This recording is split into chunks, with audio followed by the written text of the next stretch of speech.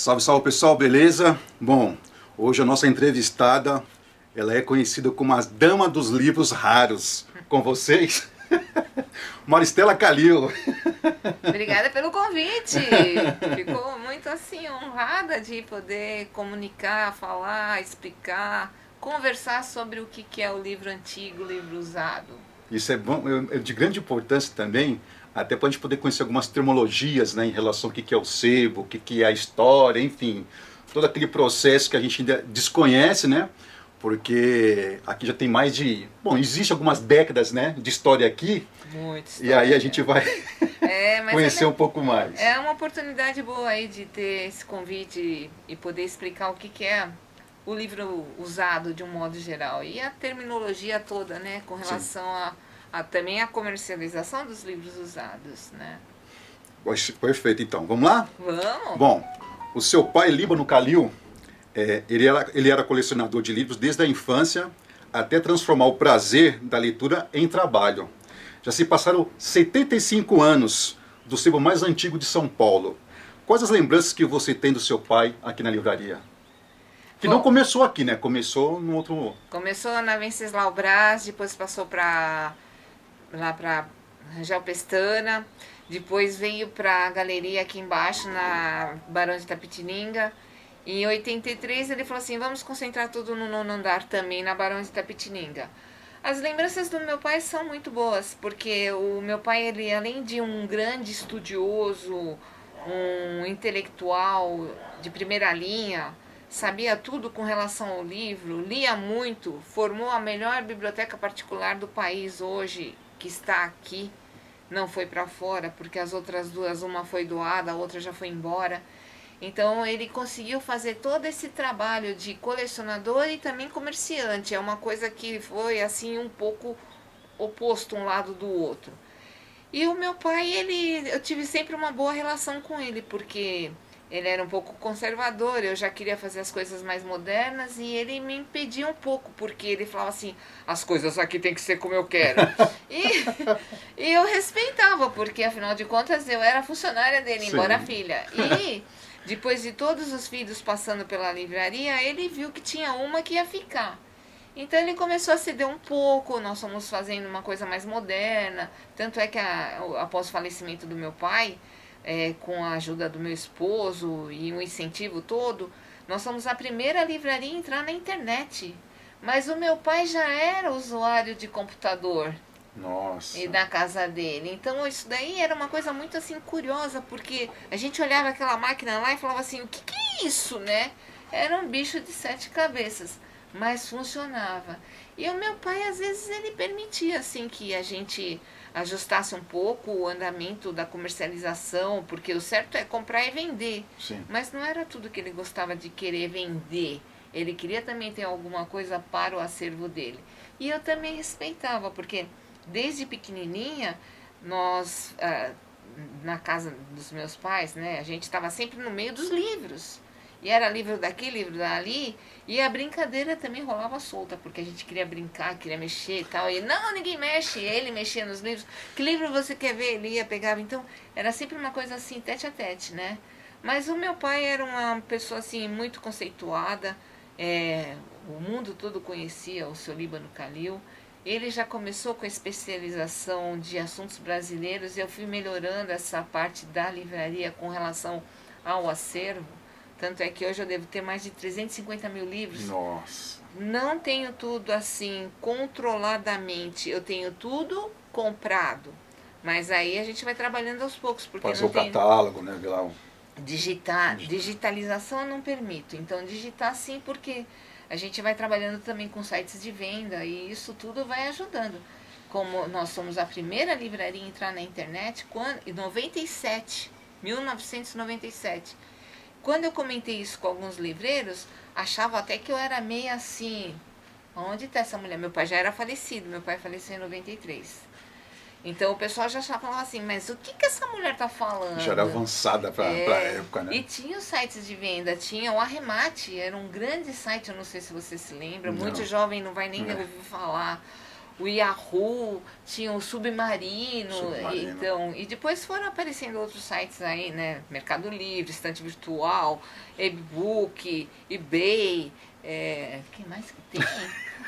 Amazon, nossa, que é mais recente, né? Então foi mudando um pouco o conceito da comercialização do livro usado, né? Falando ainda do seu pai, ele conhecia os grandes escritores, artistas, intelectuais na época para poder falar sobre esses assuntos literários? Sim, como a livraria era aqui na galeria, e em frente tinha a Brasiliense, e ao lado a Francisco Alves, e em cima a Triângulo, depois a Nossa. Martins, depois tinha a russa na 24 de maio, a italiana, a espanhola. Tudo nesse miolo? Era tudo aqui no Centro Novo, como era chamado essa parte da cidade, porque o meu pai viu assim a coisa crescer pro lado de cá, ele falou assim, opa, vou para lá. Embora tinha a livraria aqui na Barão e a livraria lá na Rangel Pestana, eram 2 pontos.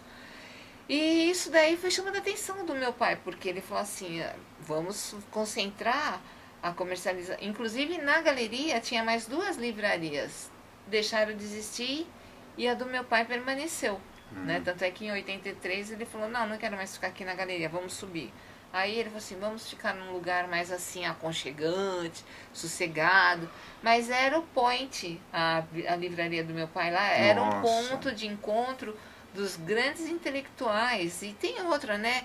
Conversa de livro. Nossa. É onde todo mundo entra para poder falar. E o Lima Barreto, Monteiro Lobato, Mário de Andrade e Vinícius, Nossa. Carlos Drummond. Então era uma coisa...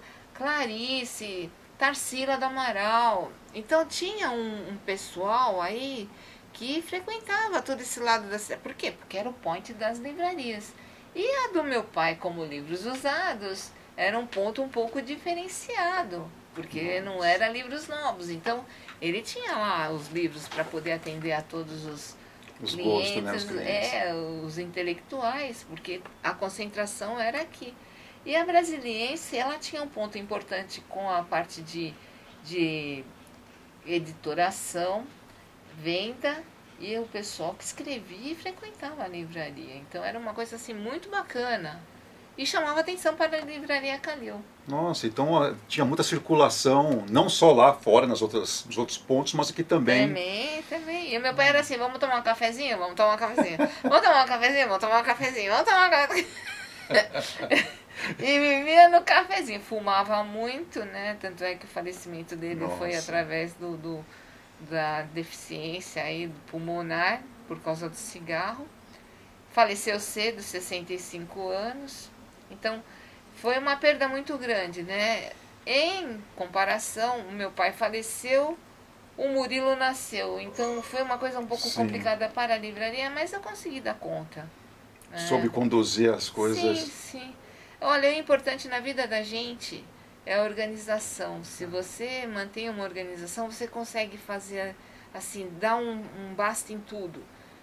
Não é assim de um modo geral. Sim. Mas aos poucos, se você é organizado, a coisa vai. Vai criando ali um entendimento, né? Vai, e você vai dando conta. Bom, após o falecimento do seu pai, você herdou o sebo e o seu filho Murilo, né, já está encaminhado para poder ser aí a 3ª geração da livraria. Isso mostra o DNA da família em relação a essa paixão pelos livros? Pode não, ele já está tomando conta. Porque não, pera lá, né? O que acontece? Sim, eu creio que sim. Porque, primeiro de tudo, você tem que trabalhar com prazer. O que é trabalhar com prazer? Fazer aquilo que gosta. E o Murilo é engenheiro ambiental. E ele falou assim, gostaria muito de dar... Engenheiro ambiental? Engenheiro ambiental. Mas a livraria ela está um pouco direcionada à parte de ambientalismo, porque a pessoa não está mais editando um livro, está comprando aquele livro que não precisa ser editado. Sim. Então, tudo bem que é exemplar único, mas eu acho que uma coisa chama outra para a parte assim de sustentabilidade, vai. E ele falou assim, não, eu acho que é uma coisa tão importante que o vovô fez, né? Você também trabalhou, eu também trabalhei muito difícil, foi muito dura a minha vida aqui, mas foi muito prazerosa. E ainda hoje é uma coisa que eu faço com muito prazer. né? E a gente tem toda essa vontade assim de pegar um livro e tal. Então o Murilo, ele pretende ficar aí, já está aí conosco há mais de 10 anos. E aí a Maristela uma hora vai deixar de vir para a livraria e ele vai ter que se virar, porque o meu pai faltou, eu dei conta. Eu vou faltar, ele vai ter que dar conta. Se tiver o acervo organizado, fica fácil de trabalhar. Toda a organização, né? Porque tem muito material. Eu tenho livros aí, eu posso ficar uns 20 anos sem comprar livros. Nossa, porque você tem um estoque... Eu tenho um estoque muito bom, coisa que muitos livreiros não têm. Então isso daí me deixa um pouco sossegada com relação à movimentação. Comércio. A livraria é um pouco diferenciada, não é aquela livraria de balcão que as pessoas... E eu não faço aquele giro, compra e vende, compra e vende. Não, eu compro, às vezes eu fico com o livro guardado aí há uns 30 anos. Mas eu vou vender, uma hora eu vendo. Então o Murilo tá bem municiado. Tá. Não vai poder reclamar que não tá faltando um livro. Não, o que tem mais é livro para poder vender. Né? E inclusive quando eu quero vender um livro, ele fala assim, mãe, não vende esse daqui, vamos esperar um pouco mais. Nossa. É uma coisa assim meia... A gente tem assim um intercâmbio muito bom com relação o que fazer com uma venda de um livro. E ele tem o feeling da coisa também. Então, às vezes eu falo, ele às vezes... Não, vamos nesse aqui. Então, a gente se ajeita bem, assim, com relação a pôr o livro na hora de vender, né? A Livraria Kalil, ela é especializada em obras antigas, né? E reúne um acervo de quase 500 mil livros raros. Importante falar isso, raros, né? Como que é feita a avaliação para poder identificar o valor comercial dos livros? Quais os seus critérios? A oferta e a procura. E também hoje o mercado é globalizado. Não adianta eu pegar e colocar um preço aqui para um comprador aqui. O comprador está lá fora também de olho no que nós temos, porque às vezes é um exemplar único. Você agora há pouco você coincidiu aí de ver um cliente comprando o único exemplar à venda na internet. Um livro raro. E ele veio aqui e comprou. É professor aí do Largo São Francisco. Nossa. Então, o que acontece? O nosso acervo não é 500 mil, é 300 mil. Não, 200 mil é muita coisa, né? De diferença. Mas é um acervo, assim, direcionado mais para a parte de bibliofilia mesmo. Tá. Se eu tenho oportunidade de escolher um livro que eu sei que uma hora vai ser pedido e vendido, eu faço isso. Né? Inclusive, quando eu vou nos meus colegas, eu vejo... A gente tem um pouco do olho clínico, né? O livro tá lá na estante e ele fala assim, oi, Maristela, me pega. Aí... É mesmo. E ele chama a gente. Convida, né? Vem aqui me ver. Tem isso. Parece brincadeira. Não é mágica não, hein? Mas é a experiência. É a energia, né? É a experiência que a gente tem. Você fala, nossa, tá aqui esse livro. Já aconteceu muitas vezes. É isso. Mesmo. Já aconteceu de você ir na casa de alguém ver um livro que talvez, sei lá, comprei isso aqui por X valor baixo. Mas você fala assim, não, então você tá com uma relíquia aqui que vale X. Já aconteceu isso, de acervos aí de clientes e você vê o casal lá numa situação um pouco delicada e eles põem um valor assim insignificante. Para poder vender logo. Não, mas eu tenho vergonha de pagar esse valor insignificante. E às vezes eu falo, não, vamos melhorar, é só fé. Nossa. E a gente melhora. Por quê? Porque eu não acho certo você pegar e pagar um valor, assim, sabe... Sem não se aproveitar da situação também, né? É muito triste. Então, já aconteceu várias vezes. Aconteceu uma coisa muito curiosa. Uma vez eu fui ver uma biblioteca e eu saí lá da biblioteca, uma bagunça, um monte de pombo, pulga, uma sujeira. Eu falei assim, pra não perder a viagem, a senhora me vende esse livro? Aí ela falou assim, tá bom, minha senhora, a senhora paga tanto nesse livro? Eu paguei, a gente vai sempre com dinheirinho no bolso, sim, né? Aí eu cheguei na livraria com o livro embaixo do braço, tinha um casal perguntando daquele livro. Nossa. Aí, gente, não dá pra acreditar nisso, né? Eu falei, você não vai acreditar, é o único livro que eu sabia da biblioteca que eu fui ver. E vendi o livro. São certas, assim, situações que acontecem nessa livraria que são únicas. Então a gente fala assim, não é possível? É possível porque já aconteceu. É esse caso aí. Então, se eu tenho oportunidade de escolher, eu escolho. Se eu tenho oportunidade de comprar tudo, eu compro. Se eu vejo que 10%, 20% eu aproveito, o restante não, a gente passa para doação. Tá. Né? Então a gente faz esse... Tem um bom senso ali, tem, mas se o respeito em relação... Tem, não é? O livro não é assim, eu vou pagar 50 centavos por livro, mas o livro vale, sei lá, vale R$ 180, você não pode fazer isso com o cliente, com o vendedor. Eu acho meio... Embora tem muita gente doando bibliotecas, hein? Eu já recebi várias doações de bibliotecas. Nossa, valiosas. De acadêmicos, valiosas. Não sei o que houve, mas a biblioteca veio para cá e o perfil da livraria é muito bem conceituado em todo o território nacional e fora do Brasil também. E as pessoas falam, não, eu quero deixar meu livro com a senhora porque a gente sabe o seu trabalho com o livro. Credibilidade é tudo, né? É tudo, você vê, é uma coisa assim muito bacana que acontece nessa livraria. O valor do livro usado, né? O livro às vezes não tem um mercado para comercializar, a gente faz a doação. Eu frequento bazares para tentar salvar aquele livro que está lá. Oi, pega-me. Eu vou e pego. Me ajuda. Me ajuda a sair daqui. Inclusive, essa semana eu vou num bazar e a semana que vem eu vou num outro bazar. Nossa. No outro bazar, eu já vou lá porque eu já comprei lá, assim, a biblioteca do dono, de um dos fundadores do bazar.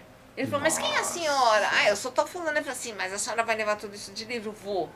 Então eu saí de lá com caixas e caixas de livros, porque era a biblioteca de um dos fundadores do bazar.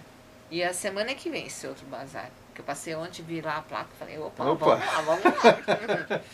Tentar salvar o livro, né? Quando você fala em livro raro, aqui, você já teve de que ano? Bom, a data não justifica a raridade do livro. Mas esse é um outro detalhe. É um detalhe importante, porque a gente fala assim, um livro não, tem livros aí de novos, de pequena tiragem, que passa a ser raro. Mas os meus livros vão aqui desde 1500. Desde 1500? Desde 1500, em perfeito estado de conservação, encadernação de época e tudo mais. Desde 1500? Desde 1500. E não é um só. Incunábulos eu tenho, mas também está guardado. Anterior a 1500.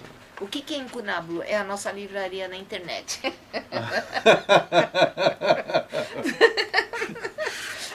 Estou fazendo propaganda. Não, né? Lógico. Bom, aproveitando a propaganda, por que você somente compra e vende bibliotecas inteiras? Não necessariamente. A gente, quando tem um acervo assim conceituado, que você fala assim, vamos vender ela para o completo, a gente tenta vender por completo, tá. Porque já está lá todo o estilo da pessoa e às vezes tem um comprador para aquele tipo de assunto.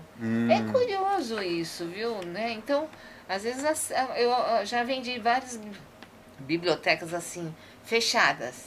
Nossa. É aquilo lá, leva embora. E faço o preço, põe minha comissão, né? E já é tudo acertado isso, tem uma comissão para a livraria. Às vezes nem trago a biblioteca para cá, já sai da casa do cliente. Não, já sai da casa do cliente. Porque para que eu vou empacotar uma coisa que já está empacotada? Poxa, então você faz esse trabalho até de consultoria? Faço também, sim. Não só consultoria, eu faço higienização, encadernação, restauração, classificação, organização. Nossa, então tem todo um processo aí. Eu sou bibliotecária, então já fica mais fácil para você pôr a mão no livro e organizar ele de uma maneira como que vai ser feito com um acervo. Então, quando você, enfim, está num local onde você vê lá uma biblioteca fechada, você vai entender o que é aquela biblioteca, para de repente tiver um vendedor encaixar aquela venda ou revenda. Avalia a biblioteca, ver com o proprietário se ele concorda. Tudo de comum acordo. Sim, é tudo feito. E tem outra, quando eu avalio uma biblioteca, se eu não vendo, eu faço valer o valor dela e pago 60% do valor. Nossa. Claro, tem que ser assim, porque é muito fácil o cara falar assim, esse livro custa 100 mil reais. Aí o cliente chega aqui e fala assim, eu tô vendendo esse livro por 100 mil reais. Mas esse livro não vale 100 mil reais. Mas tal fulano falou que vale, então se eu vendo o livro para ele, mas ele falou que não pode pagar. Então não avalia, não atrapalha quando eu vejo que eu tô do mercado, eu tô seguindo uma linha e eu vejo que a pessoa quer estudar o meu valor, eu já não dou. A gente já tem um pouco do conhecimento da coisa. Sim. Quando eu dou o valor é porque eu quero comprar. Então tem toda uma situação diferenciada para a Livraria Kalil. Esse é o ponto. Esse é o ponto. E a Livraria Kalil, ela é séria no que ela faz. Então eu não vou chegar e falar assim, não, esse livro aí vale 100 Fica de mil especulação, reais. né? Fica de Não, especulação. não vou prejudicar meus colegas, né? Se eu não quero livro, eu não quero livro, passa para outro fulano, ciclano, beltrano, sei lá para quem que vai o livro. Não me interessa, não faço oferta. Tá certo. Né? Você também é especialista nessa restauração de livros. Absorver isso também foi importante para que você pudesse preservar a história? Sim, se é isso que nós podemos considerar? Sim, o livro é um documento impresso e tá lá valendo. Se você não cuidar dele, uma hora ele vai estar assim, ó. Socorro!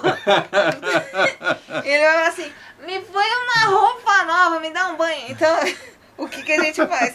A gente pega, encaderna o livro, restaura, higieniza e deixa o livro bonitinho lá na estante, porque eu vou viver 70 anos, o livro vai viver 500 anos. Então, o meu papel de preservar o livro na estante é importantíssimo. Ah, mas o livro não vai deixar de existir. Mentira, nunca isso vai acontecer. Ele sempre vai existir. Tá aqui a livraria para poder mostrar isso. Considerando que tem livros de 1500. É. Nossa. Em perfeito estado de Em perfeito estado. Encadernação de época. Nossa. Tá pensando o quê? Então tem todos os detalhes aí. Tudo. A restauração, tudo tem todo. Como folhear um livro. Hoje os livros editados é com papel reciclado. E ele já tem um estudo no mercado que esse papel reciclado, a durabilidade do papel são 20 anos. Só.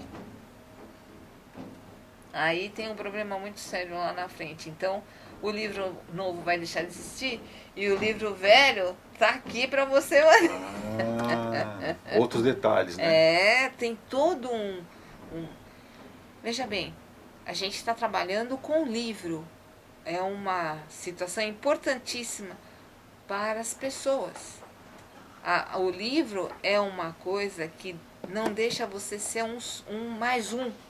Se você lê, se você tem o hábito da leitura, você vai ser uma pessoa privilegiada em todos os sentidos, independente da classe, independente de valores. Não vai falar que o livro é caro, porque tem muito livro barato e bom aí para poder ler, em sebos, livrarias de livros usados, em bazares, em feiras. Então tem todo um processo que não vai falar que o livro é caro. Outra história, hein? O brasileiro não lê. Mentira! O brasileiro lê e muito. Essa história de falar que o brasileiro não lê é mentira. Eu ia fazer essa pergunta, mas vou fazer depois. Eu vou responder de novo. Também a conversa vai rolando, a gente vai antecipando um pouco, porque tá indo bem. Tá tudo certo. Considerando que as prateleiras guardam histórias de muitos livros que resistirão aí ao longo do tempo, qual a importância dos sebos para a sociedade? Numa visão ampla que você possa ter, não só de comércio. Bom, o sebo ele é importante em todos os sentidos, porque ele está vendendo o livro mais barato do que o livro novo. Já é uma oportunidade da pessoa comprar um livro e ler. Sim. Então, a importância do sebo de livros usados, o sebo, livrarias de livros usados. Tem outro nome que você colocou, como é o nome? Alfarrabistas. Então, tudo isso é importante para dar sequência na parte intelectual de todas as pessoas que têm o hábito da leitura, independente do valor do livro. Porque você viu a Bienal, muitas pessoas visitaram, muitas pessoas compraram os livros. Não foi para a parte de livros novos, de velhos, livros usados, mas na parte de livros novos. Então, o jovem está lendo. Tem jovens que frequentam a livraria que estão fazendo ótimas bibliotecas. Tudo bem que o pai e a mãe ajudam, né? Sim. Mas eles sabem escolher o livro bom para poder pôr na prateleira da biblioteca deles. E outrem é um investimento. Hoje ele paga uma coisa e depois de amanhã o livro vai estar valendo 10 vezes essa coisa. Então é um modo de investir também. Quando a gente olha aqui, essa prateleira, com certeza deve ter muitas histórias e muito conhecimento. Então, quando a gente está buscando o conhecimento, além de ser um agregador nas nossas vidas, nessa questão de sociedade, o livro também faz parte da nossa história.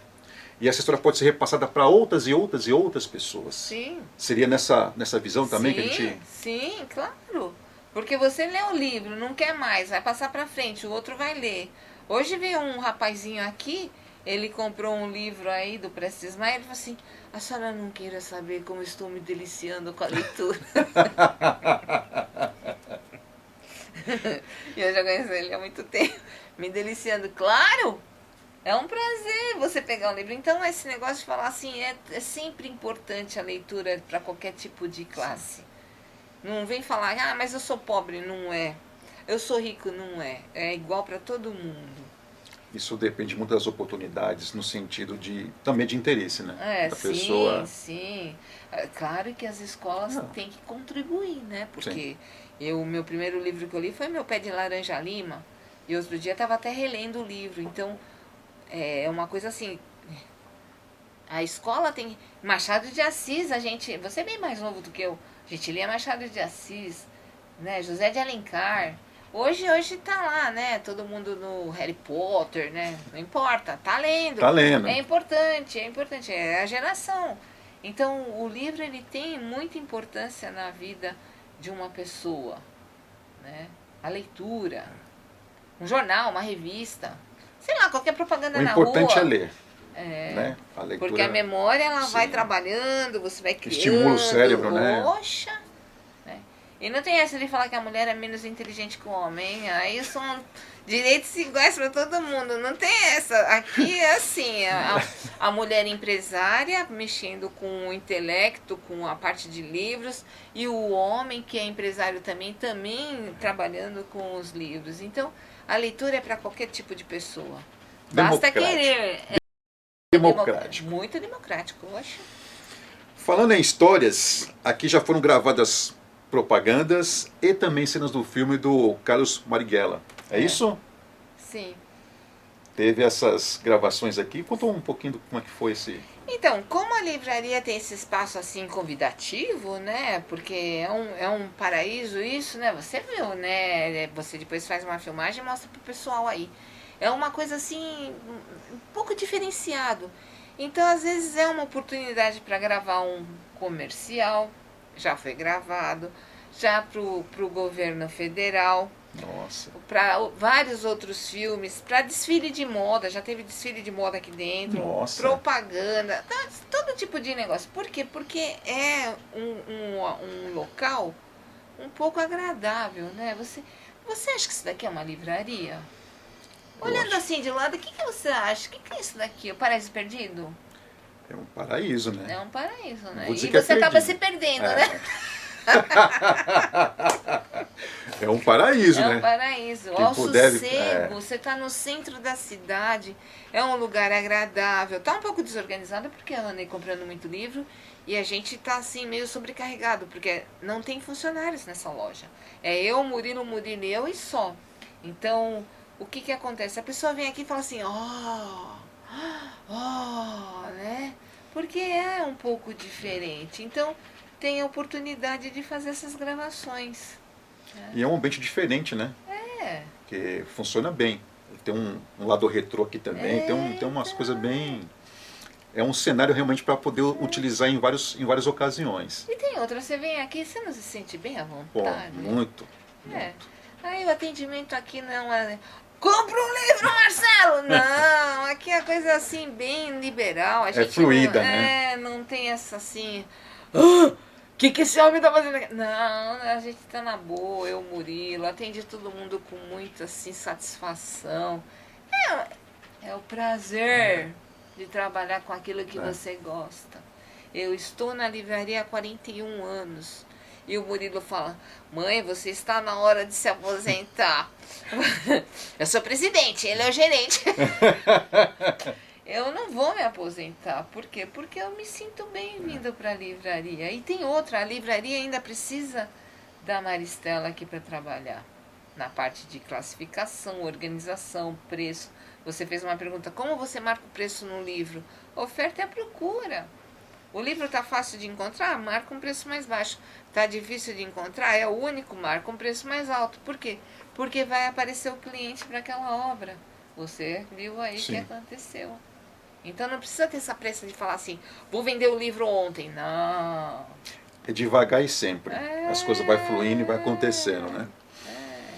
Bom, como é que foi o período da pandemia, né? A livraria ela teve que se reinventar, né? E foi um momento assim em que as pessoas deram mais importância para poder ler os livros durante o processo da pandemia? Então, na pandemia foi uma situação muito delicada para os meus colegas que trabalham com porta aberta. Como a livraria trabalha aqui no 9º andar, sossegadamente, ela não teve esse processo de poucas vendas, pelo contrário.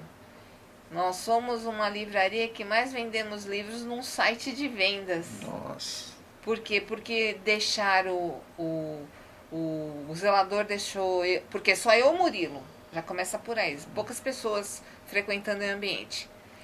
E ele autorizou a nossa entrada, então nós vínhamos, separávamos os livros, o correio funcionou, então isso daí foi uma grande ajuda, embora o correio dá umas gafiadas aí na gente, gambiarra, mas tudo bem.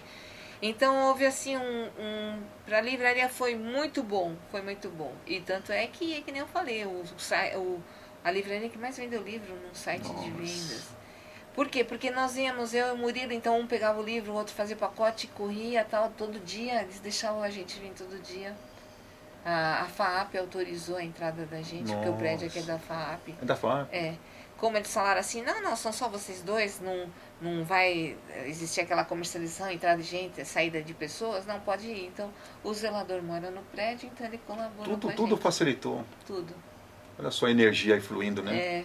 Então, quer dizer, vocês, é lógico, com o fechamento, né, com o isolamento de muitos comércios, mas vocês conseguiram ser produtivos ainda. Sim. Não teve... Porque não é um comércio de rua, de balcão, é um comércio que a gente está aqui quietinho, no andar, né? Então vem clientes, não vou falar que não vem.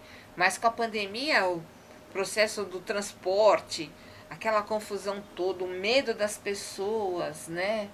E a gente também, né? Eu quebrei o pé ainda na pandemia. Nossa. A minha sobrinha falou assim, tia, não vai no hospital.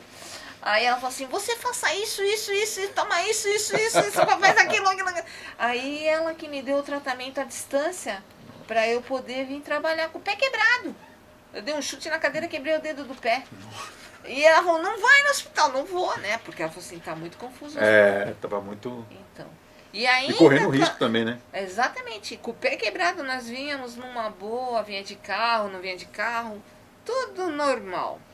A pandemia foi uma situação muito triste e teve colegas da gente aí que precisou encerrar o comércio de livros porque não conseguiu dar sequência. É chato, né? Mas enfim, passou. Agora nós estamos assim, livre, leve, solto. Como é que foi esse processo, né? Foi um processo difícil, né? Se modernizar sem perder a essência, ou tinha que ser realmente feito alguma coisa para poder trazer as mudanças que você já, no teu olhar, achava que já era necessário? Bom, já começou na faculdade. Porque o meu trabalho de TCC foi a automação de uma biblioteca. Em 89. Nossa, faz tempo, né? Então, e quando a gente falava em automação, a pessoa falava, mas o que é isso? Então já era a organização através da digitação dos livros. Nossa. Então, para a gente pontuar assim, a modernização com o que ficou, é simples. Porque a máquina ela se encarrega de fazer tudo. E o celular se encarrega de tirar as fotos e mandar pelo WhatsApp. Então hoje, e você manda o livro íntegro para o cliente, que ele fala assim, eu quero ver a página tal para saber como é que tá. Aí a foto do livro. E isso facilita o trajeto das informações. Das informações para o cliente. O cliente, eu mandei uma foto do livro hoje, e o cliente foi e comprou o livro em seguida. Levei até um susto que eu estava falando com ele, ele foi e já comprou o livro. Então, a modernização facilita a vida de muita gente. E olha que eu ainda não estou totalmente modernizada, né? Porque o meu site, fui a primeira a entrar com um site na internet, e a coisa ficou um pouco assim porque vieram os sites de venda e a gente foi fazendo o quê? Digitando os livros para poder vender, porque o site se encarrega de mandar livro para o mundo todo. E hoje eu mando livro para o Japão, para a Hungria, para o Canadá, para os Estados Unidos. Sei lá, só não mandei livro para Cuba ainda, né? Por enquanto ainda não, né? Porque não sei se vão deixar meu livro entrar lá. Mas vai o livro para tudo quanto é canto do mundo. E quando a gente vai lá fora, eu fui na Europa, o pessoal fala assim, sou da livraria Kalil, eles conhecem a livraria. Nossa, isso coisa, é muito bom, né? É uma coisa muito para você ver a seriedade da livraria Kalil. Não é uma livraria que chega e fala assim, vou trabalhar de qualquer... Não, aqui a coisa é séria. E o Murilo fala, você pega muito no meu pé, a coisa é séria. E eu faço valer ficar sério, porque senão não dá certo. É. Não pode afrouxar, né? Não. Eles falam assim que eu tenho até cara de brava. Você acha que eu tenho cara de brava? Depois que a gente vai conversando, não. Nossa, essa cara é feia, eu só tenho essa. Mas no fundo ele é simpático. Obrigada. Em todos os sentidos. Obrigada, Marcelo. Com o avanço da tecnologia e o mundo globalizado, por que a livraria tem uma política, né, de não vender livros para o exterior, embora você tenha falado que sim, já vendeu, mas você tem um critério, que nós conversamos talvez lá nos bastidores, você tem um critério. Qual que seria o motivo? Quando chega nesse motivo? Esse motivo uma vez que eu mando o livro embora, dificilmente ele volta. Mas ontem eu estava conversando, então eu prefiro vender o livro para dentro do país. Tá. Para eu ter uma oportunidade depois tentar de comprar novamente o mesmo livro. Já aconteceu isso, eu vendo um livro para um senhor que está lá colecionando o livro e tal, e aí eu vou ir comprar a biblioteca e os livros voltam. Quando o livro vai para fora, a gente não vai mais ver aquele livro, dificilmente. Embora tem muitos, assim, clientes que vão para fora com a biblioteca e depois voltam para o Brasil com a biblioteca, mas não tudo. Ontem eu estava conversando com um colega meu, eu falei assim, ele falou assim, não fica preocupada, porque tudo que vai volta. Nossa. Ele usou esse termo. Interessante, é verdade o que ele falou. Porque ele falou, eu quero começar a vender os livros pelo e-book, pelo eBay. Eu falei assim, eu não sei se eu quero vender os livros pelo eBay, pelo e-book. São plataformas de venda de livros no exterior. E aí você escolhe até qual é o país que você quer trabalhar. Aí eu falei pra ele, ele falou assim, não se preocupa. E ele usou esse termo, tudo que vai e volta. E eu fiquei conversando com ele até altas horas da noite ontem. Eu falei, não é que ele tá certo mesmo? Eu não tinha me tocado da situação. Porque eles estão vendendo assim pacotes de livros lá fora por um preço insignificante. Nossa. E eu falei pra ele assim, você tá comprando livro de tal fulano? Ele falou assim, já comprei muito. Ele compra sacos de livros. Sacos, vem tudo em saco. Livros de 1.500, 1.600, 1.700. Nossa. Aí eu vi ontem, eu estava até comentando com o Murilo, tem muito livro barato lá fora. Então o livro ele está circulando. Você não precisa falar assim, não, esse livro eu não quero vender. Você pode vender porque vai aparecer um outro, mas eu prefiro vender meu livro para o mercado interno. Que aqui a circulação é mais fácil de você, depois você... Eu acho assim, atender primeiro o brasileiro. Tá. Né? Bom, mesmo com a opção dos livros digitais, existe um interesse dos bibliófilos, é isso? Sim. Bibliófilos, em fazer garimpagens nos sebos para poder encontrar as famosas relíquias literárias. É isso? Aqui tem muito isso, essa garimpagem, essa coisa de... Tem, de novo, você viu o cliente comprando um livro que só tinha à venda na internet. A garimpagem é muito gostosa. Você vai pegando as estantes e vai visitando, correndo atrás. Você fala assim, opa, nossa, olha que livro. Porque às vezes o que interessa para você não interessa para mim. O que interessa para mim não interessa para você. Então tem livro para todo tipo de cliente aqui na loja.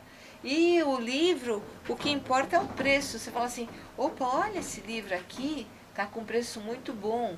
E eu vou comprar. Por quê? Daqui um pouco o livro está valendo 4, 5, 6 vezes o valor. Porque hoje tem um critério muito assim, é importante. As editoras estão editando o livro de acordo com o pedido do cliente. Tá E nessa... aí? Tá chegando nesse ponto. Para não fazer estoque, gastar papel, funcionário, contador, impostos, governo federal, governo estadual, governo municipal. Nossa. Então a editora fala assim: e aí, Marcela, você vai querer esse livro? Então tá, vou editar para você, você deposita na conta tal, o livro no dia seguinte está na sua casa. Tá personalizado agora. Coisa aí. Você compra um livro na Amazon. O meu marido comprou um livro na Amazon, vamos supor, hoje é dia 9. Ele comprou o livro no dia 8, o livro chegou com a data de edição do dia 8/10/2024, no dia 9. No dia seguinte, o correio entregou no dia seguinte. Nossa. Com a data, o livro editado com a data da data de compra. Bom, não é o nosso caso. O nosso caso é livro de 1.500, 1.600, 1.800, não é... Sim, mas é um olhar que você tem que ter, né? Tem. De acompanhar o que está acontecendo, né? Tá chegando nessa condição de ser um atendimento personalizado. E tem grandes editoras aí que quer vender o estoque para mim porque não tem onde guardar, né? Mas eu não trabalho com livro novo. Pouca coisa. Sim, tem de tudo um pouco nessa livraria.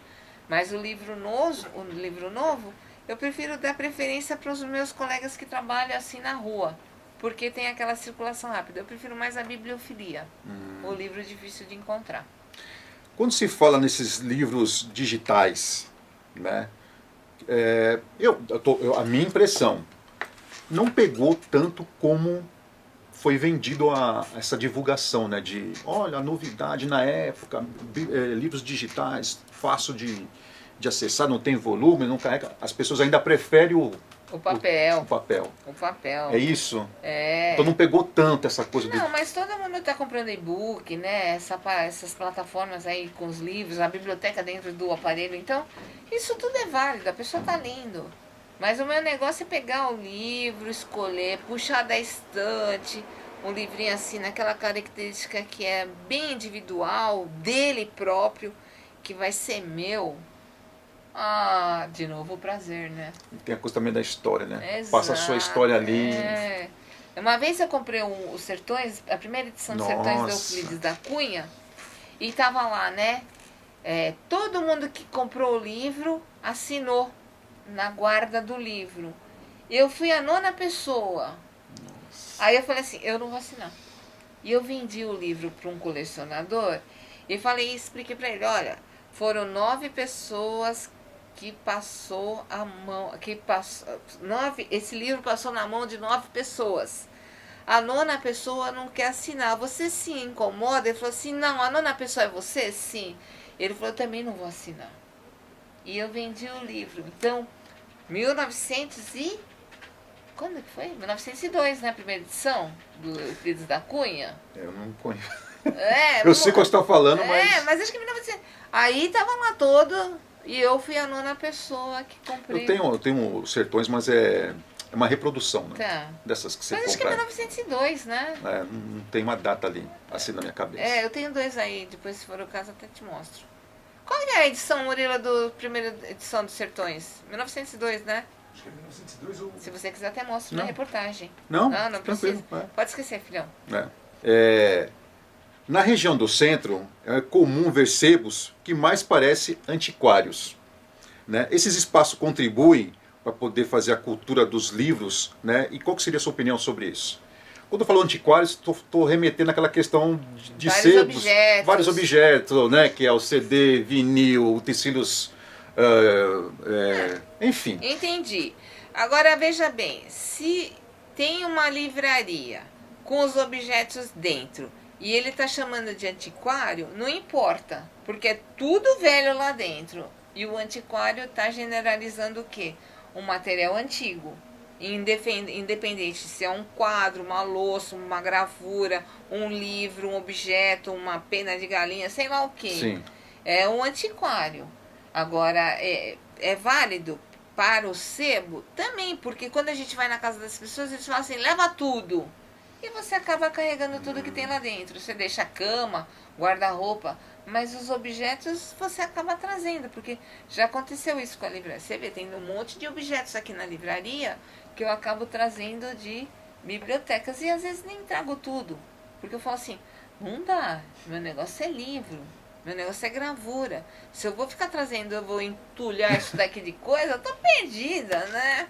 Vai virar um shopping, né? Ai, que nem aquela cadeira. A cadeira era do Péricles, era um grande escritor, aí, amigo do meu pai. Eu peguei e comprei, classifiquei a biblioteca dela, vendi a biblioteca dele. Nossa. E ela falou assim, quer levar a mesa de estudo dele, a cadeira? Eu quero. Eu trouxe a mesa e a cadeira do Dr. Péricles. Nossa. E ele vinha toda sexta-feira aqui na loja. Foi no meu E você casamento. tá na mesma cadeira? É aquela cadeira ali, bonita, não é? Uma Sim. cadeira forte. Então. Mas ele vinha estar na mesma cadeira. Então, ele morreu depois que eu ganhei, depois tá. que ele faleceu. Era um amigo muito assim importante do meu pai aí. E eu vendi a biblioteca dele para um grande colecionador. Nossa. Então foi tudo bem encaminhado, né? Eu vendi a biblioteca dele há 26 anos atrás. 26 anos atrás? 26 anos atrás. Aí tem uma história legal, hein? Quando meu pai faleceu, ela pegou a esposa, arrancou as folhas de falecimento dos jornais para ele não ver que meu pai havia falecido. Nossa. Ela fez essa observação. Ela falou assim, Maristela, ela me ligou, ela falou assim, você por favor não me leva a mal, eu não quero que o Péricles saiba que o seu pai faleceu, porque vai abalar um pouco o tratamento dele, a saúde dele. Tudo bem, a senhora tira. Porque quando meu pai faleceu, nós colocamos os avisos nos jornais, né? Em todos os jornais. Faleceu, nem sei se existe isso ainda. Não, hoje não. A folha lá, né? Mas eu me lembro. Então. Aí ela pegou e falou assim, posso tirar? Pode tirar. E depois ele faleceu e ela estava lá com a biblioteca dele, uma bagunça. Ela falou assim, você pode, por favor, organizar a biblioteca do meu marido? Sim, eu posso organizar. Eu fui lá, botei ordem na biblioteca. Os amigos dela falaram assim, mas o que aconteceu aqui? Eu tô na mesma casa. Nossa. O que houve aqui? A Maristela Calil veio. E aí eu arrumei um comprador para a biblioteca dela. Ganhei os 10%. E eu vendi toda a biblioteca do Péricles. Nossa. Então você veja, né? Tem tudo. As coisas se encaixam. Sim. Não sei se é sorte, não é sorte. Não, é profissionalismo mesmo. Tem a coisa eu acredito muito na energia, né? Então acho que a fluidez da energia, ela transita entre pessoas e lugares que tudo vai se encaixando, né? Todos os sebos... Olha, essa aqui é a pergunta dos milhões. Dos milhões. Opa, dinheiro. Todos os sebos são livrarias, mas nem todas as livrarias são sebos? Sim. Tá correta a sua pergunta. Todos os sebos são livrarias, mas nem toda livraria é um sebo. Embora as pessoas falem, mas a senhora não trabalha com livro usado? Sim. Então é um sebo, sim. Porque vem a palavra. A palavra sebo é o livro encebado. Então, essa é uma explicação interessante. É uma explicação com relação ao porquê da palavra sebo. É o livro encebado. O que é o livro encebado? É o livro que está lá amontando sujeira, poeira. Você vai, pega o livro, vai ler, depois você põe poeira, sujeira, pega o livro, passa um bichinho em cima, passa outro bichinho, entra o bichinho, come o livro, sai daquele... Então nem toda livraria é um sebo, mas todo sebo é uma livraria. Nossa. Tá corretíssimo isso. Então, tá explicado. Mantém. Então tá certo. Não vai falar que é minha livraria. Eu prefiro falar que a minha livraria é uma livraria, mas é um sebo também. Aqui é uma livraria e também tem um lado de sebo. Tem, porque eu trabalho com livros usados. Tá, e também é um antiquário. É sim, porque eu trabalho com livro raro. Então tá tudo... Tá tudo explicado. Acho que vocês vão entender, né? Bom, vamos pegar aqui agora um assunto que eu acho bem interessante, porque também traz um pouco desse entendimento da importância do livro, né? E aí você já falou lá, numa resposta sua, mas vou trazer de novo isso à tona. Retorna. Uma pesquisa mostra que as pessoas têm dedicado pouco tempo livre, né, para o uso... Aliás, uma pesquisa mostra que as pessoas têm dedicado o tempo livre para o uso da internet e redes sociais. O que pode ser feito para poder evitar esse desinteresse, uma vez que nós passamos a entender, dentro dessa pesquisa, que, se eu não me engano, acho que 40% da população do Brasil apenas leem, as demais nem tanto. Então, como é que você tem a sua opinião em relação, se existe esse interesse da leitura do brasileiro em relação... É simples de responder isso. Quanto tempo tem a minha livraria? 75 anos. E ela está funcionando otimamente bem. Por quê? Porque a pessoa vem e compra o livro para ler ou para colecionar. Então, essa história de falar, eu não sei se esses termos dos 40% só do povo brasileiro que lê é real ou não. O pessoal lê, é muito comum hoje você entrar num transporte público e as pessoas estão lá com o celular e do lado com o livro na mão. Proporcionalmente falando, não é igual. Claro que o celular está na frente. Sim. Mas está lá todo mundo com o livro na mão. E se a livraria existe há 73 anos, não é 75, mas não importa, 2 anos não faz diferença. Aí o que acontece? Se está indo bem o meu negócio, não está explicada a sua pergunta? Está explicado, porque senão eu já estava falida. É ou não é? Eu estou comprando, estou vendendo, estou atendendo, estou preservando, estou ajudando, colaborando. Então, existe a importância da leitura para o cidadão, independente da classe social, independente se ele é rico, pobre, cor, se é assim ou assado, não importa. O negócio vai bem na livraria. Então, o que nós podemos ter aqui através da sua explicação é, existe, né, interesse das pessoas pela leitura. Agora, talvez a pesquisa tenha feito dentro de um formato que não esclarece muito bem, né, se realmente o público brasileiro lê ou lê pouco, enfim, talvez a pesquisa que eu peguei, onde fundamenta ali 40% que faz essa leitura, e os outros 60% talvez, o que seria talvez? Né? Talvez, enfim, é como você falou, tá com um celular, que talvez tenha ali uma vontade maior, e tem um livro do lado. Então, mas aí você tá vendo essa proporção aí, esse percentual, o quê? Através da imprensa? A imprensa fala, às vezes, muita coisa que não convém. Tá aí o livro para provar que, às vezes, o que está escrito é mais valioso do que a imprensa está falando. Não, então, mas isso é importante. É verdade. A imprensa, ela chuta uma situação assim, para fazer o trabalho dela. Tá aqui meu texto, acabou. Então, eu não sei, essa proporção para mim não bate, né? Para a livraria existir há 72 anos e tá seguindo em frente, e bem, porque eu tô aqui no 9º andar, sossegada, no paraíso, né? Então, isso daí... As pessoas vêm te procurar, claro, né? As pessoas acessam você. Poxa.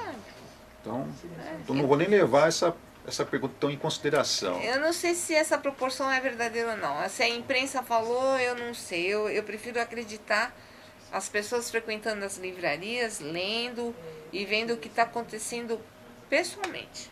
Né? Perfeito. Como pode ser estimulado o ato de leitura nas comunidades, uma vez que falta ações para a população da periferia ter acesso aos livros? Então, isso daí é uma situação um pouco delicada, porque se existe... como que chama esses pontos da prefeitura que acessam as comunidades? Como que se fala? Pontos. Não é a prefeitura, são as pessoas subprefeituras. Tá. Sim? Sim, tem a subprefeitura. Nos bairros, né?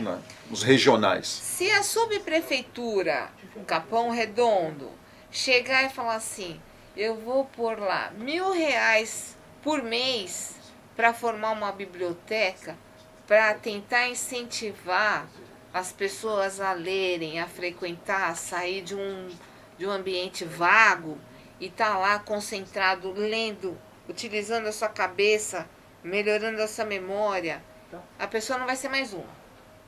Então, o órgão público é uma pessoa importante para fazer com que as pessoas colaborem para a leitura, montar um acervo.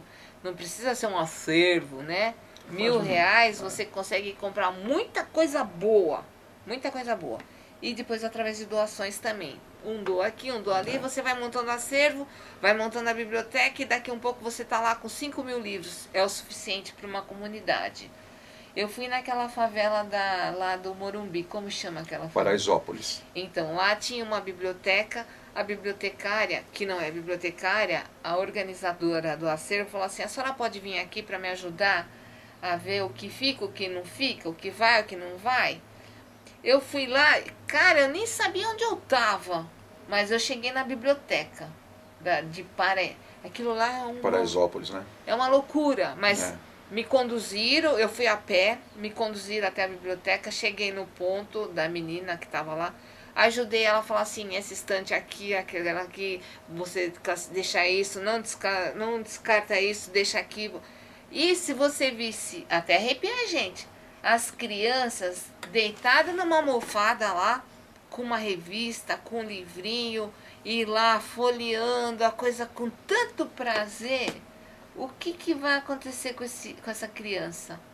Ela vai sair da revista, vai passar para o livro, vai passar para isso, vai passar para... O cara vai formar, ser um profissional. Ele vai ter uma profissão.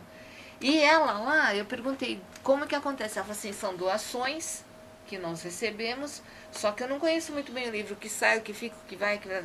E eu dei uma colaboração. Não cobrei nada.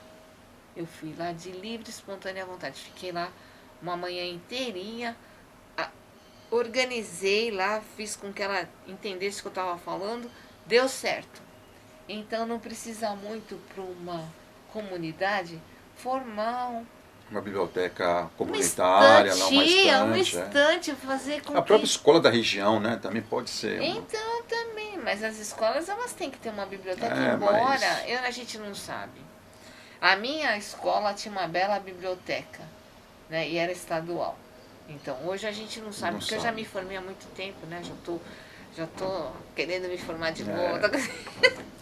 Mas é delicado, é delicado. Sim, o assunto é delicado. Eu acho um ponto. Então, devido a essa delicadeza, eu também fico aqui pensando, né?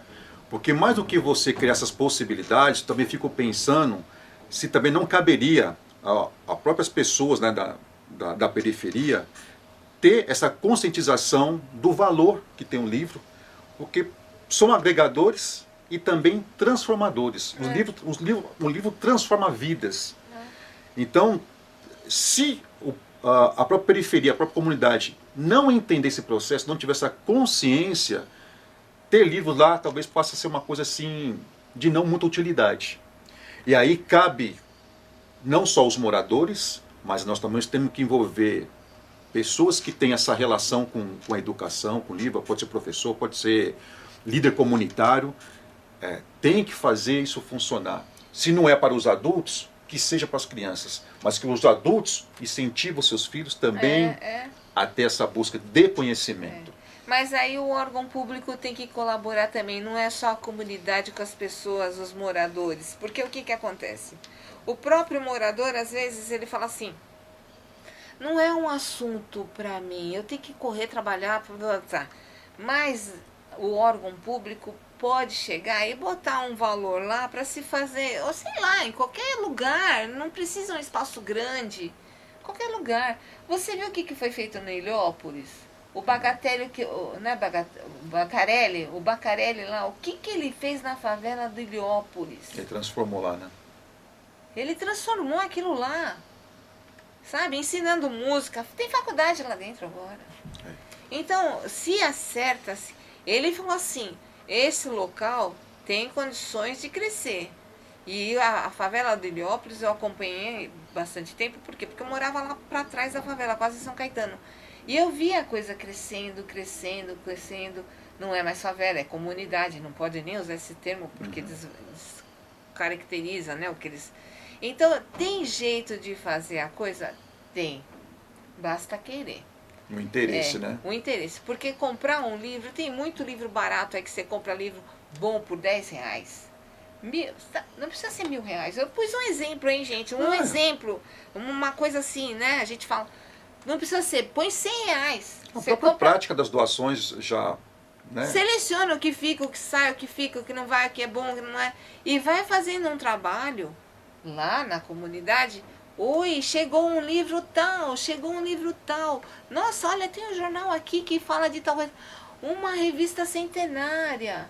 Então é tudo uma questão de fazer aquele negócio, o incentivo para colocar a pessoa dentro da parte intelectual. Porque você mexe com o livro, mexe com o jornal, mexe com...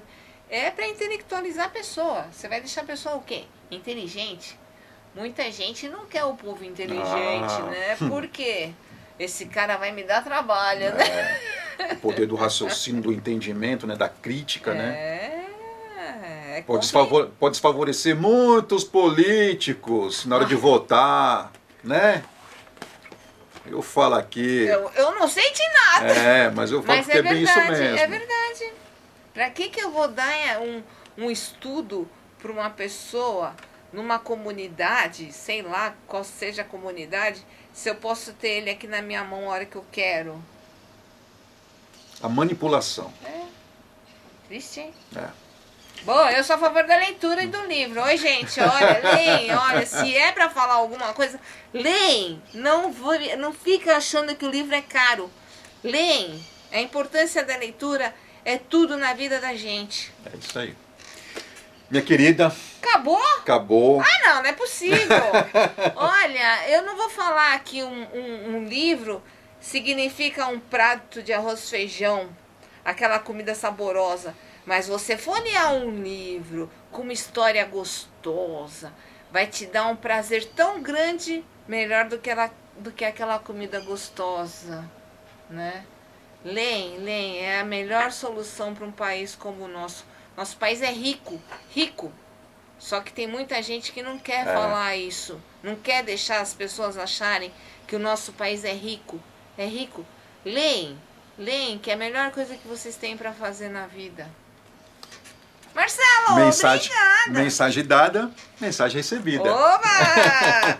Muito obrigada pela oportunidade, viu? Prazer imenso te conhecer. Muito bom estar aqui com você. Obrigado por todas essas informações, principalmente dessa história maravilhosa que tem aqui a livraria. Muito obrigada. Você, além de fazer parte de tudo isso, né? E como você mesmo falou, você já está aqui organizando para que a próxima geração, que é o teu filho, possa seguir adiante. É uma pessoa também muito simpática, porque eu tive o prazer de conhecer ele, a gente conversou aqui. Então acho que a livraria está bem encaminhada, né? Nada se perdeu, pelo contrário, se construiu. Olha. Prazer imenso te conhecer. O prazer é meu. Agora eu vou deixar um convite aí para o pessoal que está assistindo a gente aqui nesse bate-papo. Por favor, se quiserem, venham nos conhecer.